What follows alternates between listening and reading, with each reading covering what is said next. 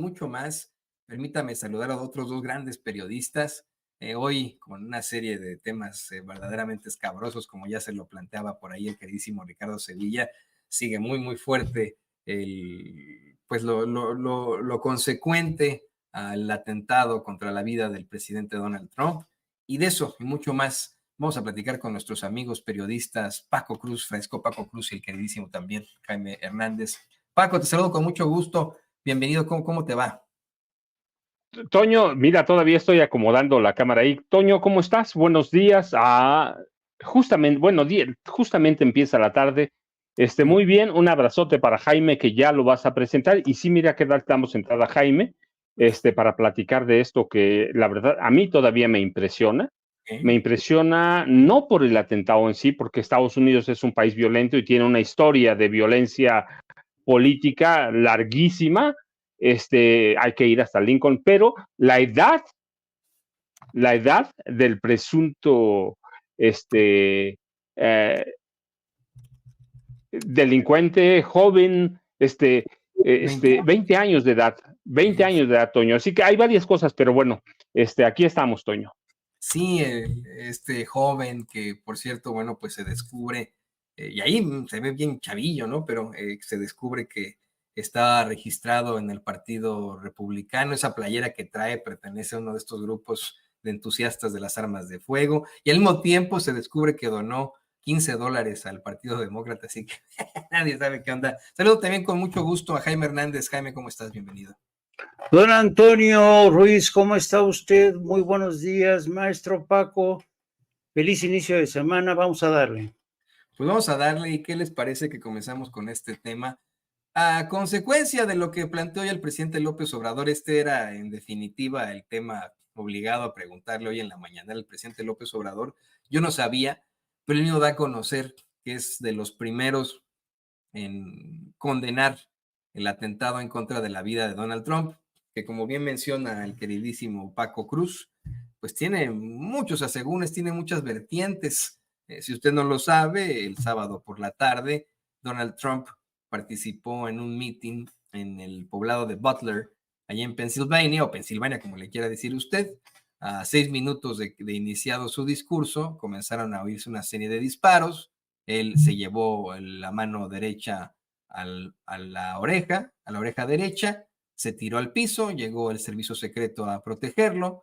Momentos después, lo extraen de ese podium en el que se encontraba, no sin antes, pues este expresidente pedirles que por favor se detuvieran un momento para que le tomaran esta foto, para que pudiera agitar su brazo derecho con el puño cerrado, con la bandera de los Estados Unidos detrás de él, eh, haciendo pues alusión al incidente.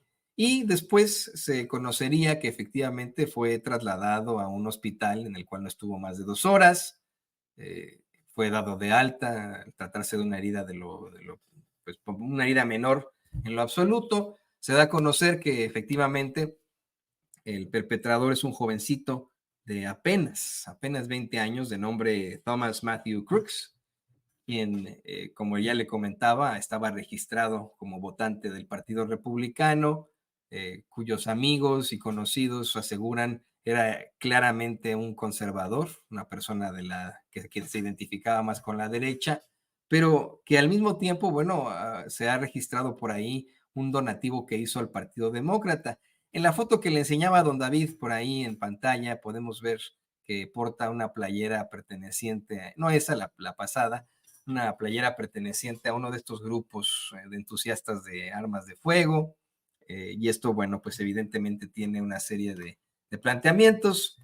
Querido Paco, comenzamos contigo. Se ha dicho por ahí que esto ya es el acabose de la candidatura para el presidente Biden, que esa foto que le ha dado la vuelta al mundo y que ya hasta tienen en playeras muchas personas, ahí está en lo ridículo, pues es el acabose, miren nada más, es el acabose de la campaña para los demócratas, y que esta sería pues ya el inicio del fin para los demócratas, la conclusión para Donald Trump de poder finalmente establecer ese estado fascista que tanto ha venido amenazando con, ha estado haciendo una serie de planteamientos horrendos sobre lo que va a hacer tan pronto llegue a la presidencia de los Estados Unidos una vez más.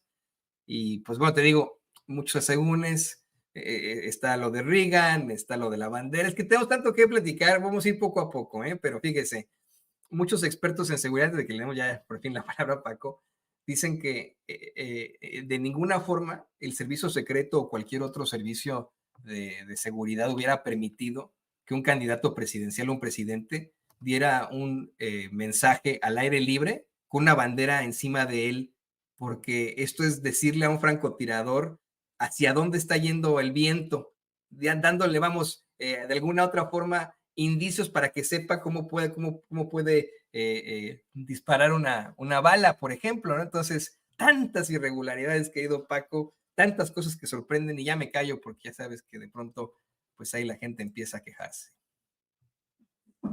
Bueno, mira, Toño, Jaime, yo me pregunto, voy a empezar justamente con una pregunta retórica.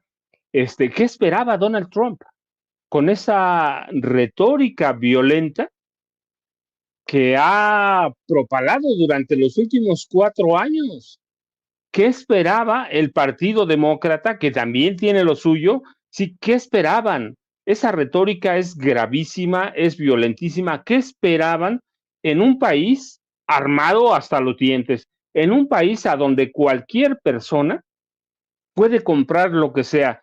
¿Qué esperaban cuando llevan a Donald Trump 4 años con una campaña de odio? Cuando llevan hablándole al oído a los estadounidenses todos los días prácticamente de lo aceptable que es la violencia. ¿Qué esperaban en un país que tiene una historia bien documentada de atentados contra presidentes, contra candidatos? ¿Qué esperaban en ese país?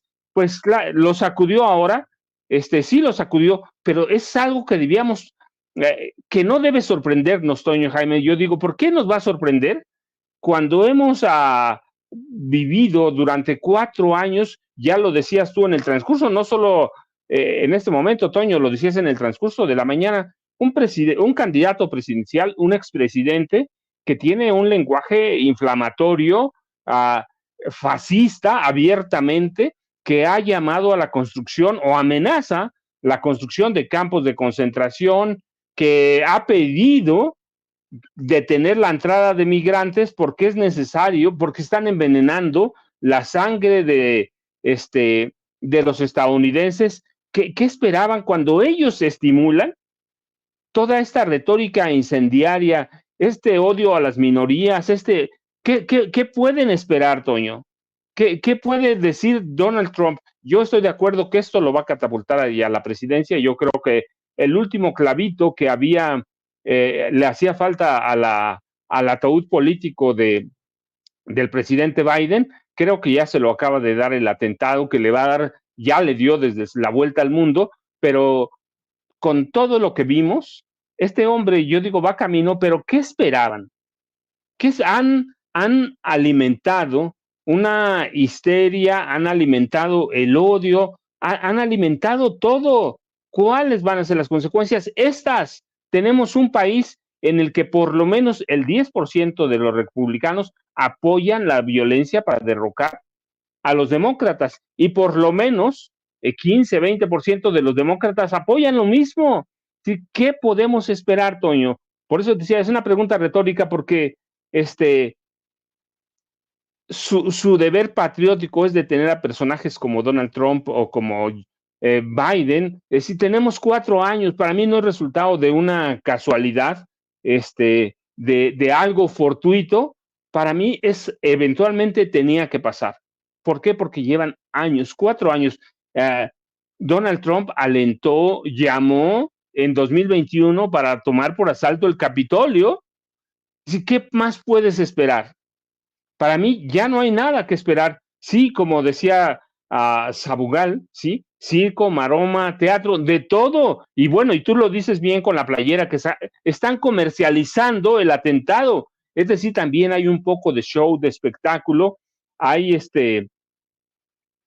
hay de todo esto, pues ¿cómo vas a tomar en serio un atentado como este? Claro, hay un balazo y hay que tomarlo en serio, pero al mismo tiempo, inmediato, comercializan estas playeras, ¿qué es? Pues es que están, ya lo esperaban. ¿Cuándo iba a pasar? No lo saben, pero y ahora menos lo vamos a saber porque el, criminal, presunto criminal, el atacante, está muerto. Pero ¿qué puedes esperar en un país en el que todo mundo tiene armas?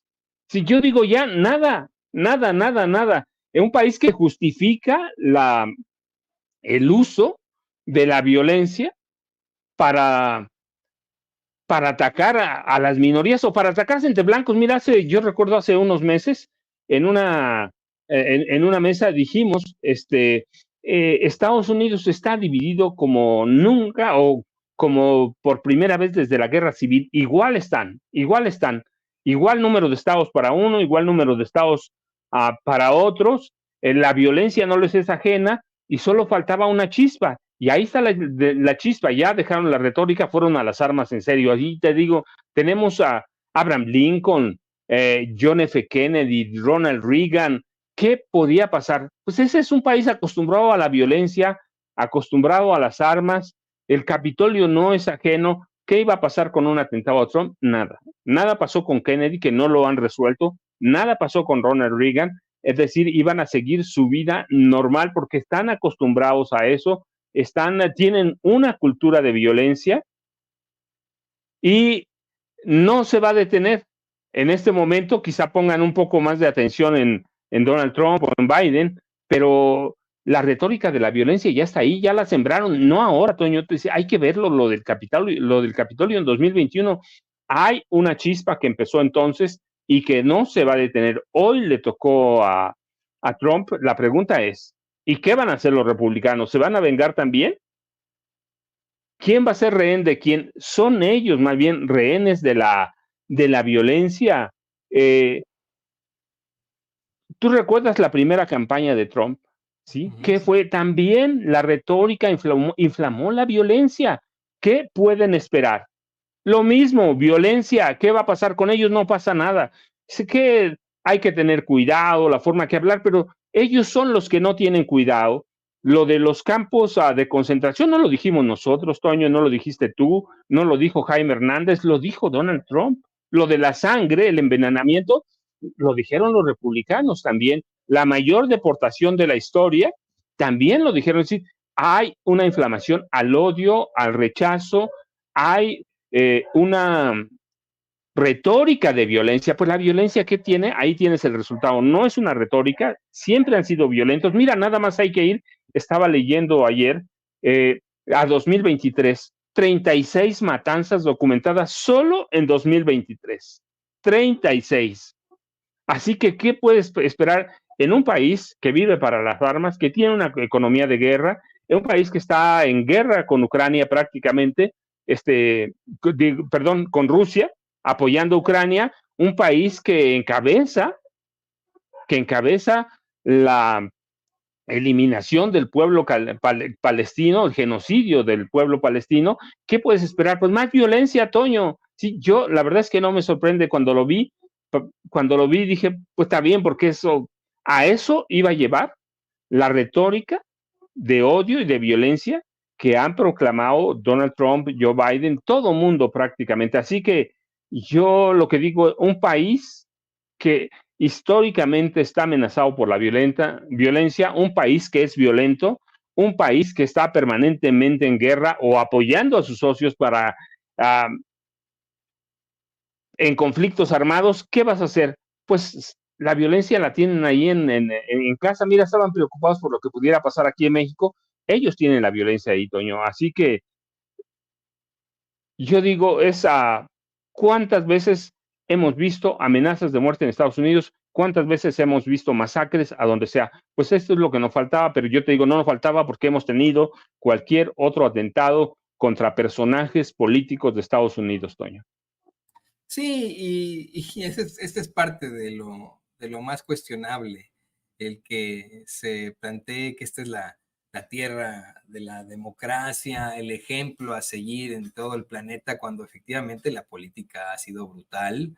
Ha habido muchos asesinatos de presidentes, intentos de asesinatos de presidentes y de figuras políticas como el doctor Martin Luther King, como Malcolm X. Ahí están, ¿no?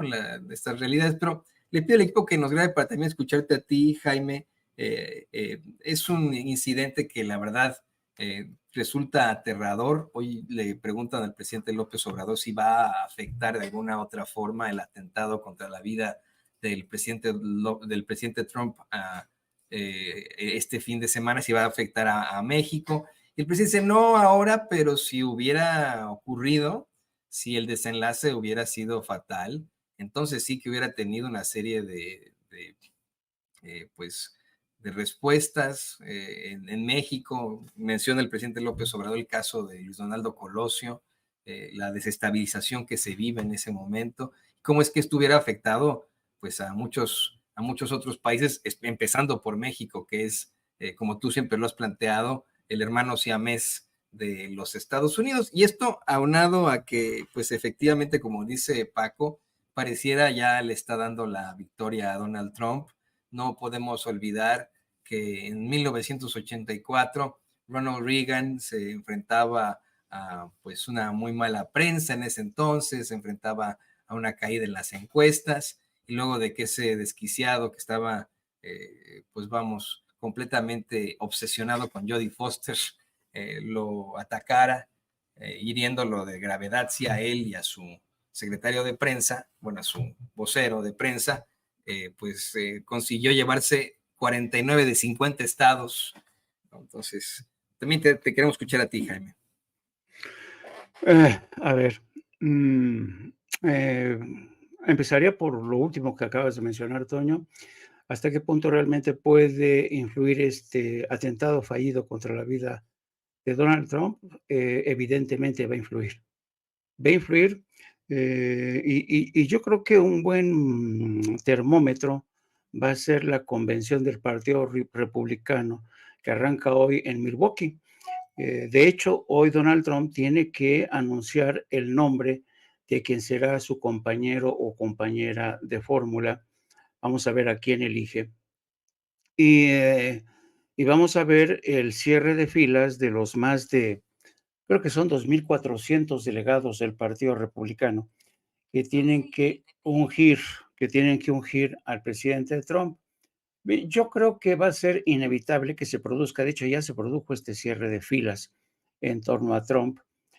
Trump ya tenía, de hecho, asegurado el respaldo de estos 2,400 y ahora pues con mayor razón, ¿no? Y aquí hay que tener en cuenta la maestría, hay que reconocerlo, de la que hizo alarde Donald Trump durante el atentado. Sí, primero cayó aterrorizado, pero luego su reacción cuando tuvo ya al servicio secreto arropándolo fue levantar el puño y decir, fight, peleen, ¿no? Peleen en este caso contra el Partido Demócrata. Esto realmente es la foto que le va a asegurar, desde mi punto de vista, la reelección el próximo mes de noviembre. ¿Por qué? Porque la base que respalda al Partido Republicano es en su inmensa mayoría evangelista, religiosa, y hay que tener en cuenta que el hecho de que un hombre sobreviva a un atentado y en muchos sentidos, según los relatos que ya comienzan a circular, sea un hombre que ha desafiado y que su destino es llevar nuevamente las riendas. Hay muchos evangélicos que consideran esto como la prueba de que Donald Trump es un emisario de Dios. Y esto va a ser muy difícil que alguien se lo saque de la cabeza a esta base conservadora que ven a Donald Trump realmente como un hombre que los va a defender de esos ejércitos, de esas hordas de inmigrantes de piel morena o amarilla, ¿no? Que desde su punto de vista siguen invadiendo el país desde la frontera sur. Yo creo que las posibilidades de Donald Trump de ganar las próximas elecciones se han disparado de forma exponencial. Y el mismo hecho de que Joe Biden en el curso de las últimas horas haya salido en 3 ocasiones, 3 ocasiones. Primero, para pedirle a la nación unidad; segundo, para condenar la violencia; tercero, para decir que hay que unirse, no a la violencia en las campañas electorales.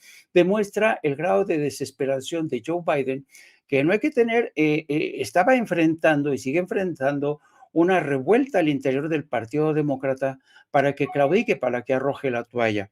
Entonces, yo creo que por primera vez Donald Trump, las estrellas se han alineado a su favor.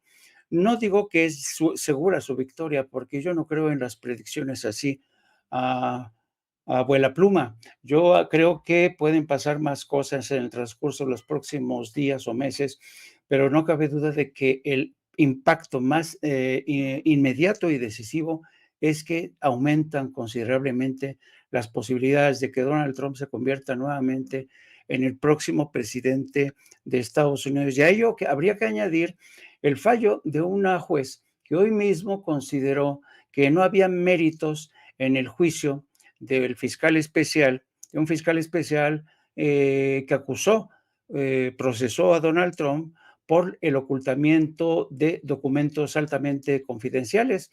Hoy la magistrada dijo que no hay mérito en esta causa, y hay voces que en el seno del Departamento de Justicia ya acusan a esta magistrada de ser una corrupta, porque hay que recordar que esta magistrada fue designada precisamente por Donald Trump. Así es que los problemas con la ley no solamente las tenemos en México. Es muy, muy lamentable que esta magistrada haya prácticamente echado atrás este caso contra el presidente. Y hay que tener en cuenta también una cosa muy importante que ha hecho Trump a lo largo de sus mítines electorales. Él ha dicho que por favor le ayuden a llegar a la Casa Blanca para tratar de evitar que el Estado lo confine, lo envíe a una cárcel por el resto de sus días. Oye, es que hay tantas cosas en juego, en definitiva, y por eso quisiera continuar con este día, porque hay muchas preguntas del público. Jaime, Paco, querido público consentidor, le voy a pedir al equipo que nos grabe.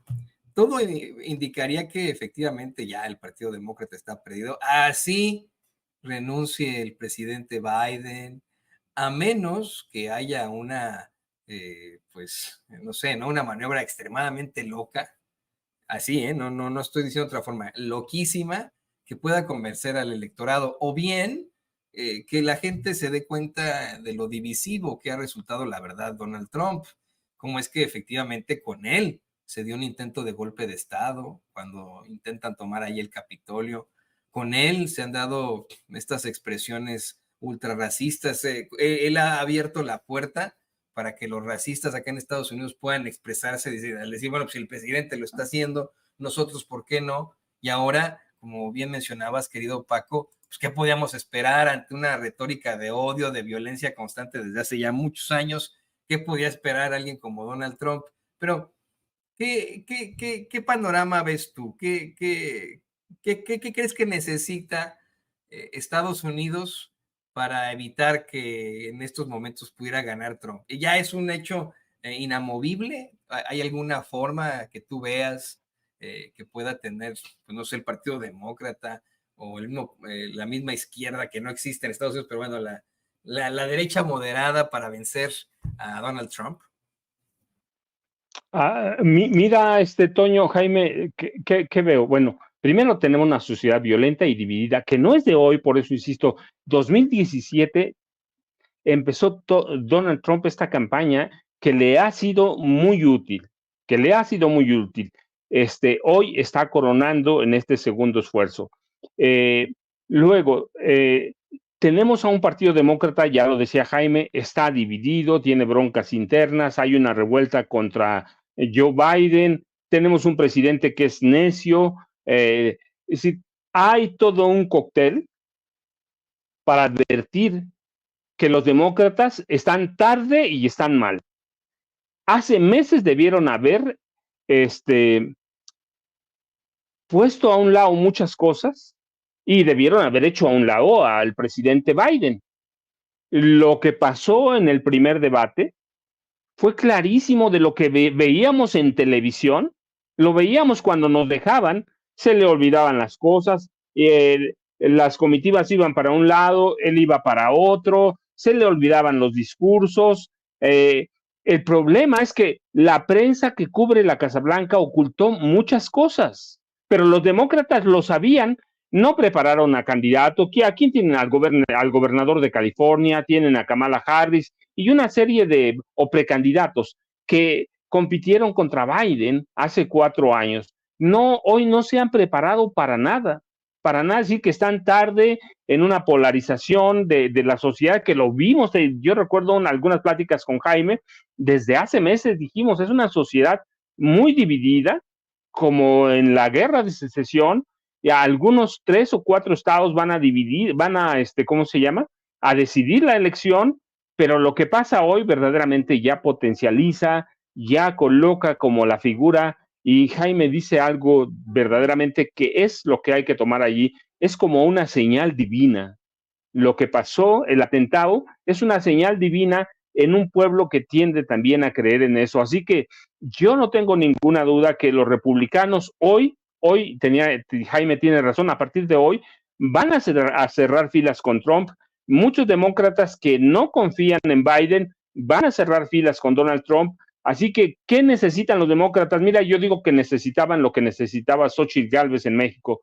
Uno de esos accidentes electorales brutales que no pasan casi nunca. Eso necesitan los demócratas. Necesitarían salir con una pareja, un candidato presidencial, una candidata a vicepresidenta o un candidato que sean verdaderamente un revulsivo en una sociedad que está dividida, no de ahora, que pudieran entender, pero para mí no hay figuras así de ese nivel. Kamala Harris ha pasado escondida por atrás haciendo quién sabe qué cosas, no ha sido una figura prominente, no ha tenido un papel preponderante como vicepresidenta de Estados Unidos, no ha jugado un papel preponderante en el Senado tampoco, es una mujer oscura, gris. Para mí lo mejor que tienen es el gobernador de California, que tampoco lo han presumido, no lo han llevado para ningún lado. ¿A quién más tienes? A la señora Obama, a Michelle Obama. Es decir, necesitarían un milagro, necesitarían apuntar algo, pero tienen meses en campaña. ¿Pueden los demócratas elegir a un nuevo candidato? Sí, pero les va a llevar, van a estar divididos. Lo pueden hacer en la misma convención demócrata, lo pueden hacer, pero no va a ser tan sencillo. ¿Por qué? Porque se supone que Biden tiene prácticamente mayoría, pero sí, no con lo que pasó hoy. Lo que pasó, el atentado es nada más uno más de los ingredientes. El debate, el primer debate, ya marcaba tendencias. Las encuestas de CNN, New York Times, daban a Trump 6 puntos adelante, y te digo, y tienes a un presidente que es necio, que es soberbio y que no entiende lo que está pasando. Y ya hay voces ahí que dicen que nada más puede funcionar de 11 de la mañana a 4 o 5 de la tarde. ¿Qué va a hacer con Trump? Que además, no solo con Trump, con unos demócratas que hoy se van a unir todavía más, van a cerrar todavía más filas, y tienes a un candidato que un atentado lo pone en la prensa no solo de Estados Unidos, de todo el mundo. Así que yo entiendo que va a pasar mucho tiempo para procesar lo que pasó, pero así de bote pronto, tienes a un país en dos extremos, en el que un atentado y un debate potencializan a los republicanos. Así que lo que pasó en Pensilvania, para mí ya es definitivo, y necesitan los demócratas salir con un milagro, pero el milagro ya lo tuvo Trump. Tiene una señal divina, y esa señal divina me parece que le va a alcanzar para llegar de aquí al 5, ¿cuándo son? ¿El 5 o el 5 de noviembre creo que son las elecciones, ¿no? No recuerdo qué días. Noviembre, el fin de semana. No, lo hacen los martes, son siempre martes. Es un martes, sí. 3 o 4 debe ser. Pero bueno, para mí, esto que pasó, como decía Jaime, es una señal divina, es una señal que van a entender los republicanos, que van a entender muchos demócratas también. Así que necesitan salir mañana o pasado los demócratas. Si van con Biden, tienen que salir con algo verdaderamente muy fuerte para poderle ganar a Donald Trump, y mucho de esto también va a decidir, o lo va a decidir, a quién va a llevar como compañero. Y tenemos a como 3 o 4 igual que él, ¿no? Sí, y que Un no fueron senador, los que temíamos antes, no es, bueno, puede ser alguien muy temido como es Marco Rubio, no ese sí, qué bárbaro, pero de ahí en fuera no es ni DeSantis, ni Greg Abbott, ¿no? Son pues ahí personajazos del Partido Republicano que son muy parecidos a su ex vicepresidente, al señor, ¿cómo se llama? Se fue su nombre, el otro que se parece a Peña Nieto. Pero bueno, efectivamente, ¿no? Ahí está la problemática para los demócratas, ahí está lo que menciona el mismo Jaime, querido Paco, querido público consentidor, sobre lo sobrenatural que para algunos estadounidenses es este acto, porque efectivamente, mire, le voy a pedir a donde ve que nos enseña la foto. Hay una foto que muestra incluso la trayectoria de la bala, cómo es que incluso se puede ver, ¿no? Ligeramente la trayectoria de la bala que cruza por ahí. Hay una foto que ha sido comentadísima en una serie de, de programas por peritos especializados en armas y etcétera y en fotografía. Efectivamente, le pasó muy cerca la bala a Donald Trump y hoy la situación sería muy distinta. Le pido al equipo que nos grabe para hacerte la misma pregunta a ti, Jaime, y aunarle esto. ¿Qué tendría que hacer Trump para reafianzarse vamos, ya lo que parece ser su triunfo absoluto en estas elecciones? Si de pronto comenzara con una retórica muchísimo más tranquila, muchísimo más serena, más apegada a la realidad, igual y podría convencer a esos otros votantes de los que habla Paco, ¿no? Además de que podemos fantasear en lo personal con la veracidad de este hecho o no, lo que sí sabemos es que fue un atentado contra su vida y esto me imagino hará que ya en lo personal se la piense mejor ahora que salga un meeting antes de llegar a Milwaukee, Wisconsin, que es donde se lleva a cabo la Convención Nacional Republicana, dio a conocer ante los medios de comunicación que él debería estar muerto. Así lo dijo él, ¿eh? I should be dead, ¿no? Yo debería estar muerto y sobreviví, ¿no? Claro, poniendo lo divino siempre por ahí para defensar su carrera, pero yo imagino que a menos que sea verdaderamente un agente del mal Donald Trump, pues yo creo que va a estar ya muy pendiente de hacer mítines a cielo abierto. ¿Qué opinas, querido Jaime? Eh, pues yo creo que tras lo ocurrido en Pensilvania, un evento que ha hecho que el servicio secreto sea duramente criticado por, por una situación realmente muy extraña, ¿no? Hay muchísimas preguntas sin responder. Por ejemplo, ¿cómo es posible que el servicio secreto no se percatara de un francotirador cuando muchos de los asistentes estaban señalando, los estaban poniendo sobre aviso, ¿no? El muchacho, es que, mira, este tema del atentado fallido tiene tantos ángulos que nos pasaríamos horas. Mira, por ejemplo, este muchacho, ¿no? Este muchacho, y fíjate lo interesante del caso. Este chico es muy joven, ¿no?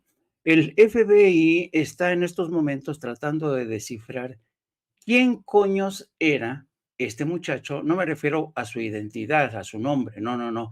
Me refiero al tipo de ideología, al tipo de ideas que tenía. En estos momentos el FBI está trabajando para descifrar todo el contenido de su teléfono celular ahí en las centrales que tiene en Cuántico, en Virginia. Porque realmente es un chico que, si bien tenía presencia en las redes sociales, nunca se abría, nunca dejaba nunca escribía sobre sí mismo ni las ideas. Formaba parte de un club de armas, y además es un personaje muy contradictorio, porque al mismo tiempo que formaba parte de un club de armas, defensores de armas, al mismo tiempo trabajaba en un centro de ayuda para discapacitados. O sea, muy raro, muy raro. Entonces, en estos momentos el FBI está muy concentrado en descifrar el perfil ideológico, identitario de este muchacho. ¿Por qué? Porque desde hace muchos años, el FBI, que se había resistido durante décadas a reconocer la existencia de un problema creciente de terrorismo doméstico, ha tenido que elaborar una suerte de carta de navegación, una suerte de, de protocolo para identificar, para perfilar a los terroristas domésticos. Paco Cruz, el maestro Paco Cruz, ha hecho mención del que quizá pueda considerarse como uno de los primeros terroristas domésticos. Es el caso de John Wilkes, que en 1865 atentó contra la vida del presidente, el entonces presidente Abraham Lincoln. Desde entonces ha habido no uno, no dos, no, sino muchos casos de terroristas domésticos y figuras sobre todo que se les conoce como la figura del lobo solitario. John Wilkes, el que asesinó a Abraham Lincoln, era un agente del Ejército Confederado del Sur. Pertenecía al sur, ya saben, había suficientes afrentas y por eso se puede considerar, aunque bajo una luz muy prudencial, que Wilkes podría ser considerado como el primer terrorista doméstico en la historia de Estados Unidos. Hay otros más. Hace más de 10 años yo escribí un pequeño libro que se llama Los hijos del odio, que es un amplio ensayo sobre la historia del terrorismo doméstico que durante décadas Estados Unidos se ha negado a reconocer, porque desde siempre el terrorismo Estados Unidos lo ha tratado de vincular con el extranjero, ¿no? Sobre todo con el Islam, ¿no? Los recientes discursos de Trump y toda esta gente, conservadores, ahora vinculan el terrorismo con la frontera sur de México, que por ahí se pueden colar terroristas islámicos, terroristas de lo que sea, pero siempre le dieron la espalda al terrorismo doméstico. Y el terrorismo doméstico en Estados Unidos yo hice un enlistado tremendo de casos de terrorismo doméstico que causaron muchísimas víctimas, pero que Estados Unidos no quería reconocer que tenía un problema doméstico. ¿Por qué? Porque a reconocer que Estados Unidos seguía teniendo un grave problema de racismo, de exclusión, de segregación racial, segregación económica. Entonces, este problema estaba incrustado ahí. Dan Rather, que es uno de los periodistas más reconocidos en Estados Unidos, hablando de este caso, señalaba ayer, y también lo menciona el maestro Paco Cruz, dice, es raro que esto no haya ocurrido antes, porque está ahí el caldo de cultivo de lo que es el terrorismo doméstico, de este tipo de personajes. Este muchacho, por ejemplo, es el clásico caso de un muchacho joven que se considera una especie de avatar, de avatar de una causa superior a él, ¿no? Ellos mismos se ven como avatares. Esta generación de chicos que son de YouTube, de juegos en línea, se consideran a sí mismos como avatares, se creen como personajes de videojuegos violentos, ¿no? Entonces, y esto lo tiene perfectamente estudiado el FBI. Si uno se zambulle a meter los estudios que ha realizado el FBI, te dan todas estas pistas, ¿no? Cómo estos chicos se creen avatares de causas superiores.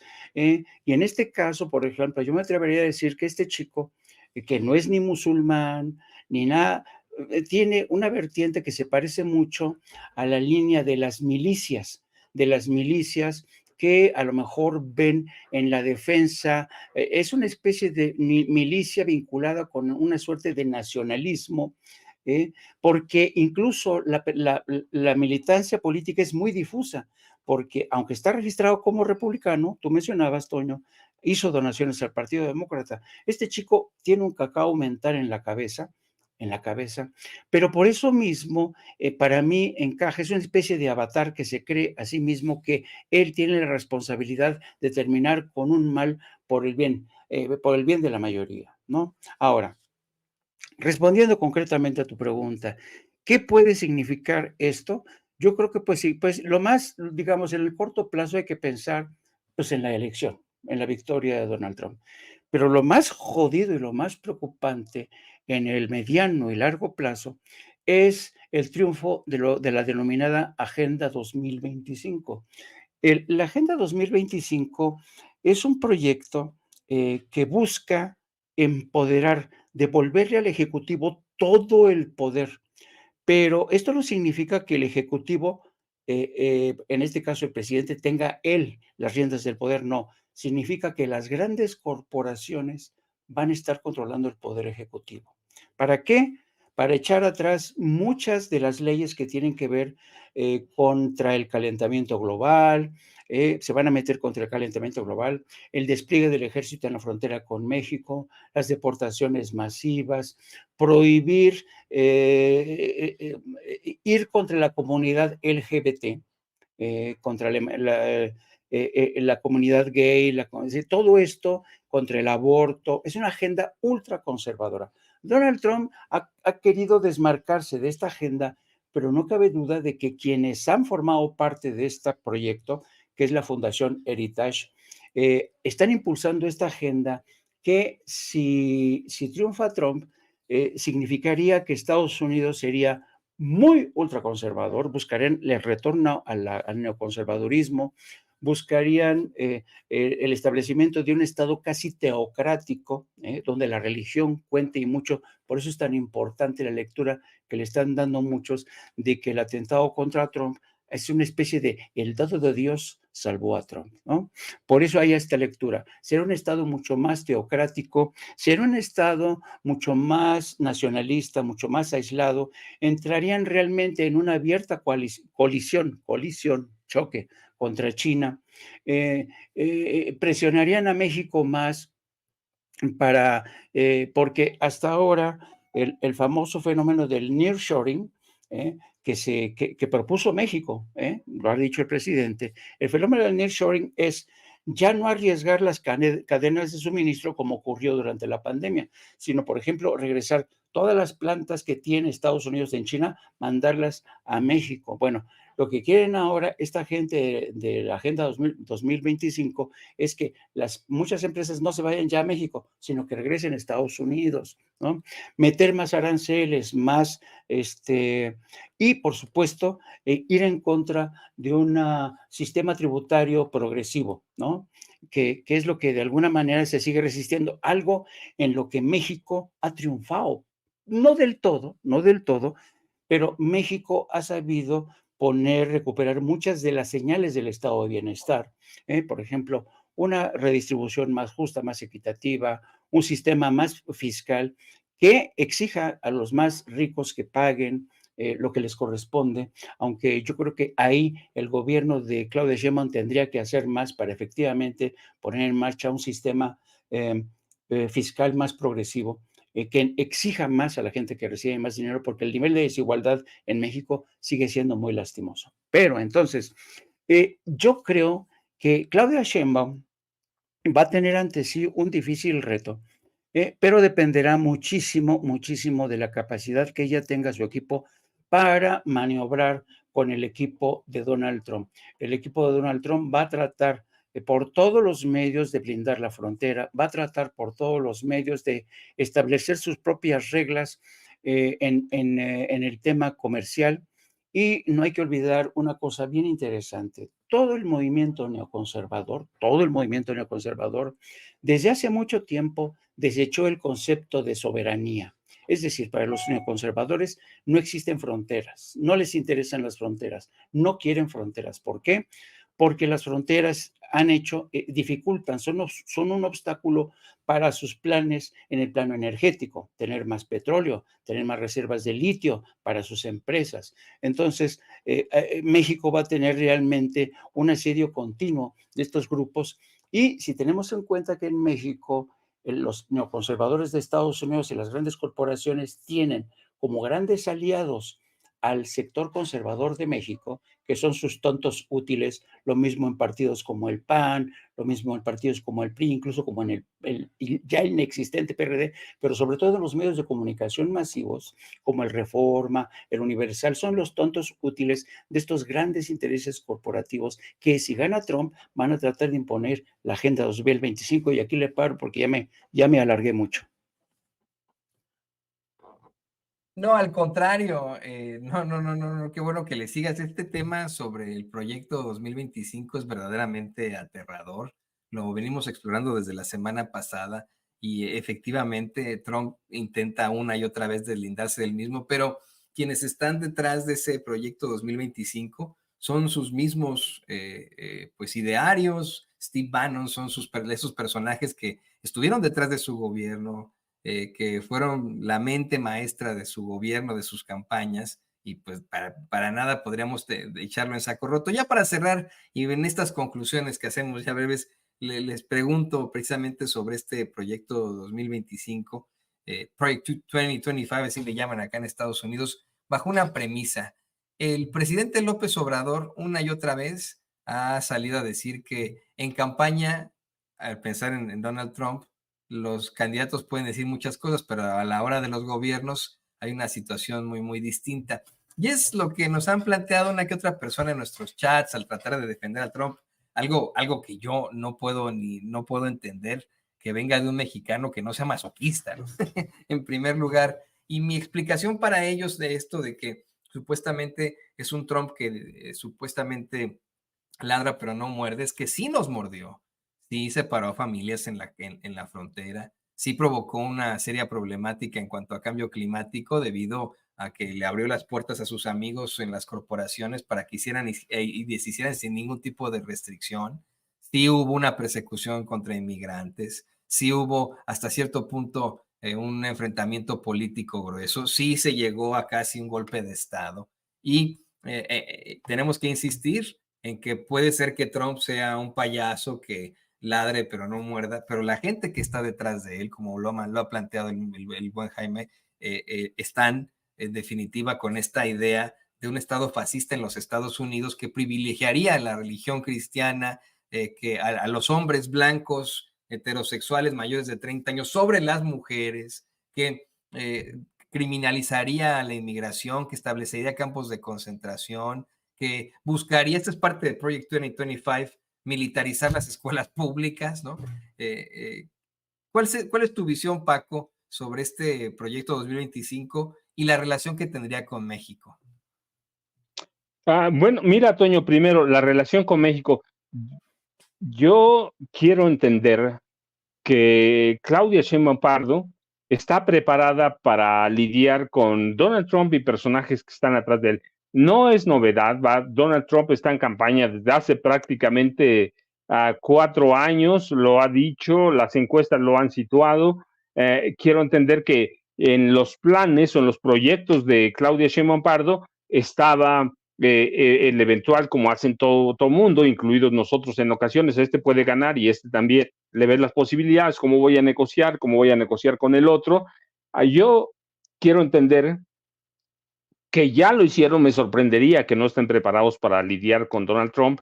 Ciertamente una cosa es la campaña, otra cosa, tiene razón el presidente López Obrador, llegar a la presidencia de la República con tantos intereses puestos ahí. Lo otro, pues mira, la agenda de la extrema derecha, de los ultraconservadores, pues es muy abierta, no podemos negarlo, se ve, pero hoy tenemos a una persona que ha sabido cómo enfrentarla, va a llegar a la presidencia, otra persona que también confío en que sabrá cómo enfrentarlos, cómo hacerle, hay muchas cuestiones, pero debieron haberse preparado Claudia Sheinbaum Pardo y su equipo para enfrentar también o para dialogar, para tener contactos con Donald Trump una vez que gane las elecciones, claramente, o una vez que gane quien gane la presidencia de Estados Unidos. Yo quiero entender que lo das como tu plan B, como tu plan A o como tu plan C.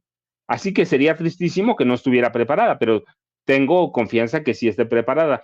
Lo otro, bueno, pues la agenda conservadora, ultraconservadora, es muy abierta, está muy clara y no vamos a escapar a ella, pero hay que luchar contra ella y para eso hay personajes como Andrés Manuel López Obrador, como Claudia Sheinbaum Pardo, y hay un país prácticamente que lo respalda. ¿Hasta dónde? Hasta donde se pueda, hasta donde no haya desequilibrios económicos. Lo otro que tenemos que entender que en Estados Unidos hay, además de una agenda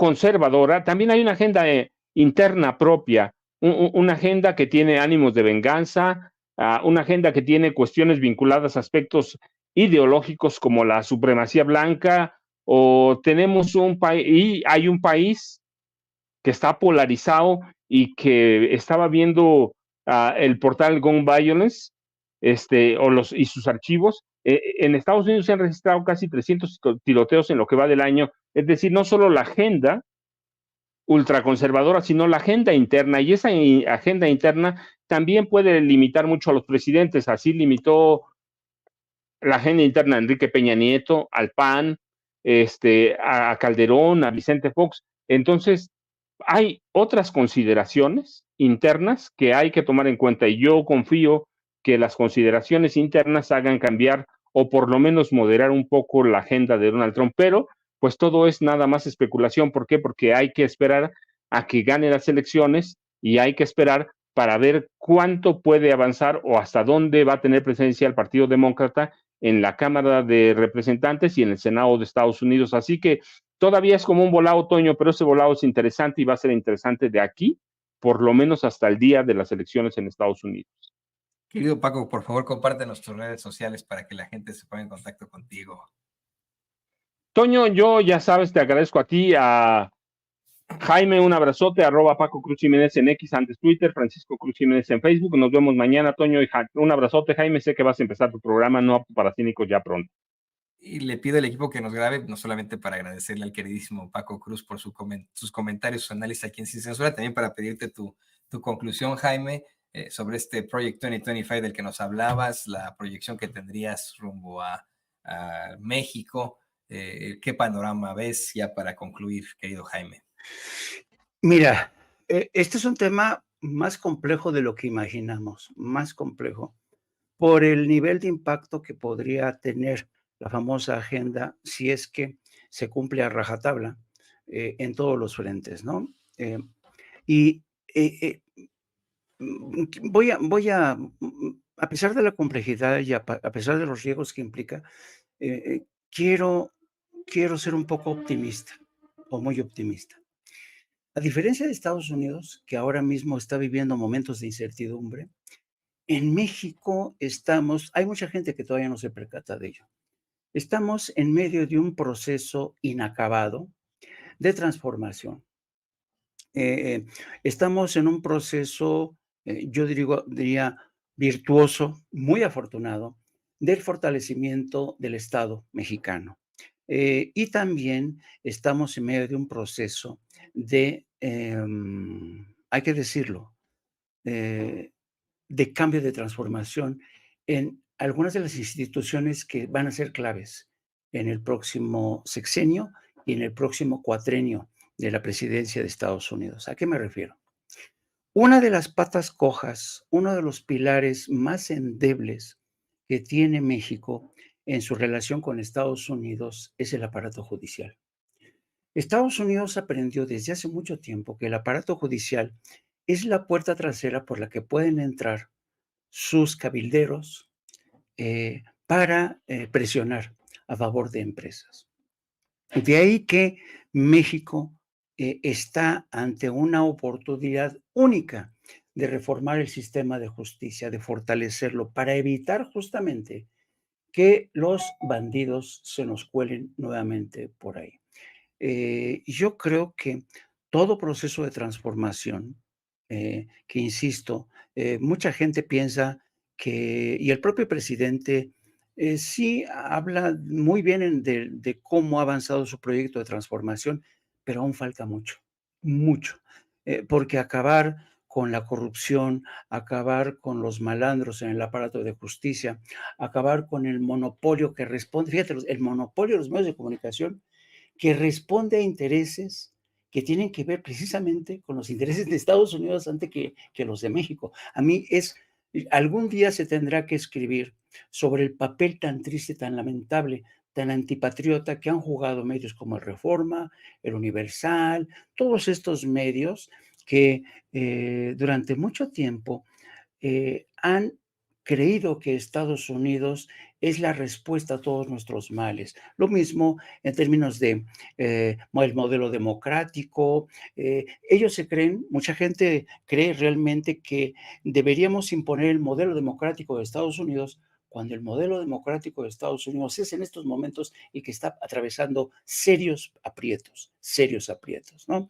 Entonces yo creo que por fortuna tenemos un gobierno como el de, vamos a tener un gobierno como el de Claudia Sheinbaum, que está muy preparado, tiene que reforzar el aparato judicial para no permitir estas embestidas continuas de intereses corporativos y sus cabilderos. Lo que sí recomendaría con todo mi corazón es que Claudia Sheinbaum refuerce el frente diplomático, que vea la manera de reforzar el trabajo de cabildeo en Washington, ante el Capitolio, ante la Cámara de Comercio, porque va a ser muy importante que México tenga orejas y oídos en Washington y sobre todo que tenga gente que sepa cabildear, que tiene que reforzar el equipo en Washington a como dé lugar, sí o sí. Y tiene que reforzar la Cancillería en sí, el Departamento de América del Norte, porque se vienen días de muchas presiones. Pero yo creo que es muy importante, todavía aún hoy más importante, la reforma del aparato de justicia en caso de que llegue Donald Trump a la presidencia.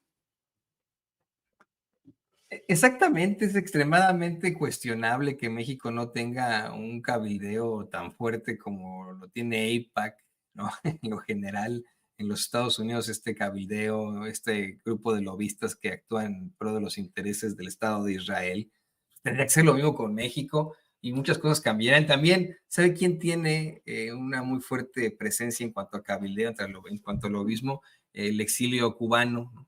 Tienen ahí ellos una fuerza impresionante, la misma fuerza que tienen los medios de comunicación corporativos. Querido Jaime, yo también te agradezco a ti por esta conclusión, por tus análisis, tus planteamientos tan fuertes aquí, y te pido también que por favor nos compartas tus redes sociales. En una hora exactamente vamos a entrar en Apto para Cínicos para hablar ampliamente de estos temas. Les pido que me sigan también en @Jaime Journo. Te mando un gran abrazo, querido Antonio, y al maestro Paco, ya saben, como siempre, los quiero a los dos, mucho, mucho. El cariño es mutuo, también los queremos muchísimo. Y tienen ustedes estos dos grandes periodistas, el queridísimo Jaime Hernández, periodista y corresponsal de guerra, Paco Cruz, periodista y escritor. Muchas gracias, amigos. Y bueno, pues le